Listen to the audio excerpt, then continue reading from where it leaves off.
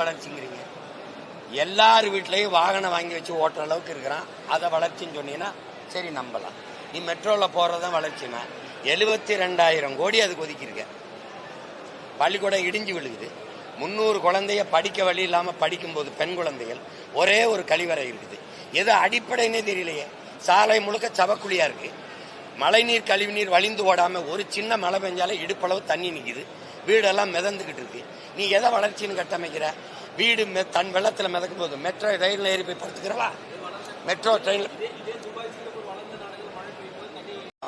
இது என்ன வளர்ச்சிங்கிறீங்க? எது வளர்ச்சிங்கிறீங்க? எல்லார் வீட்லயும் வாகனம் வாங்கி வச்சு ஓட்டுற அளவுக்கு இருக்கிறான். அதை வளர்ச்சின்னு சொன்னீங்கன்னா சரி நம்பலாம். நீ மெட்ரோவில் போறதான் வளர்ச்சினா 72,000 கோடி அதுக்கு ஒதுக்கியிருக்க. பள்ளிக்கூடம் இடிஞ்சு விழுகுது. 300 குழந்தைய படிக்க வழி இல்லாம படிக்கும்போது பெண் குழந்தைகள் ஒரே ஒரு கழிவறை இருக்குது. எது அடிப்படைன்னே தெரியலையே. சாலை முழுக்க சவக்குழியா இருக்கு. மழைநீர் கழிவுநீர் வழிந்து ஓடாம ஒரு சின்ன மழை பெஞ்சாலே இடுப்பளவு தண்ணி நிக்குது. வீடெல்லாம் மிதந்துகிட்டு இருக்கு. நீ எதை வளர்ச்சின்னு கட்டமைக்கிற? வீடு தன் வெள்ளத்துல மிதக்கும் போது மெட்ரோ ரயில்ல ஏறி போய் படுத்துக்கிறவா? மெட்ரோ ட்ரெயின்ல நீ எதையாவது பேசுறீங்க தம்பி. வளர்ச்சி வளர்ச்சி